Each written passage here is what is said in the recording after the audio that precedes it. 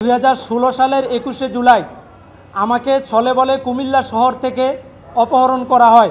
M A. জাহের এবং আবু তৈয়ব ওপির এর গংদের নেতৃত্বে আমাকে কুমিল্লা শহর রেল স্টেশন এলাকা থেকে অপহরণ করে ওপির পশ্চিম বাগিচাগাঁও কুমিল্লা শহরে ওই বাসায় নিয়ে নির্যাতন করে।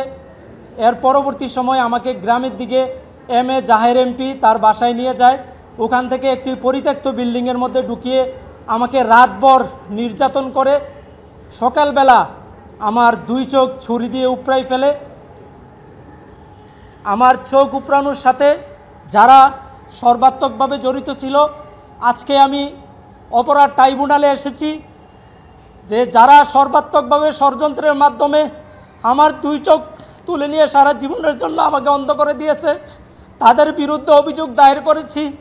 আজকের এই দিনটি আমার জীবনে আসবে আমি কখনো কল্পনা করি নাই। আজকে এই বাংলাদেশে আমি মুক্ত বাতাসে নিঃশ্বাস ফেলে আমার বিরুদ্ধে যারা ষড়যন্ত্র করেছিল, আমাকে অন্ধ করে দিয়েছিল, তাদের বিরুদ্ধে আমি বুক ফুলিয়ে আপনাদের সামনে এসে অভিযোগ করতে পারবো, আদালতের সামনে এসে অভিযোগ করতে পারবো।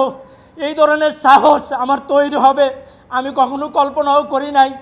এই বাংলাদেশ ফ্যাসিবাদ মুক্ত হওয়ার পরে আমি আমার পরিবারের সহযোগিতায়, আমি যে দল করি জাতীয়তাবাদী ছাত্র দলের সহযোগিতায় আমি আজকে আপনাদের সামনে এসেছি। আমি সব সময় জানতাম যে মানুষ মারা যাওয়ার পরে অন্ধকার কবরে চলে যায়, কিন্তু আজকে আমি দুনিয়াতে বেঁচে থাকার পরও পৃথিবীটা আমার কাছে অন্ধকার, আমি কিছু দেখতে পাই না। এই আমার না দেখার জন্য যারা দায়ী, আমি দেশবাসী, আমার প্রিয় দল জাতীয়তাবাদী দল বিএনপি, আপনারা যারা গণমাধ্যম কর্মী এবং দেশবাসীর কাছে আমি আমার সুষ্ঠু বিচার যেন পাই, আমি সকলের সহযোগিতা কামনা করি।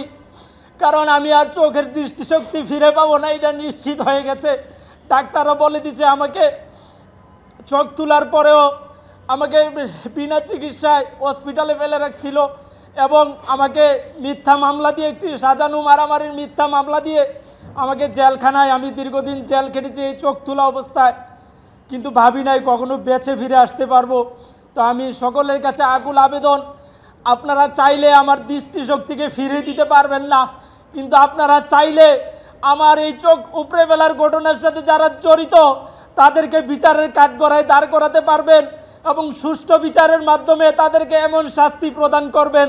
বিগত সময়ে এই বাংলাদেশের মাটিতে যারা বিভিন্নভাবে নির্যাতিত নিপীড়িত হয়েছে, আমার মতো অন্ধ হয়েছে, পঙ্গুত্ব বরণ করেছে, সকলের বিচার যেন এই বাংলাদেশের মাটিতে বাস্তবায়িত হয়, আমি আপনাদের কাছে সেই সহযোগিতা কামনা করছি।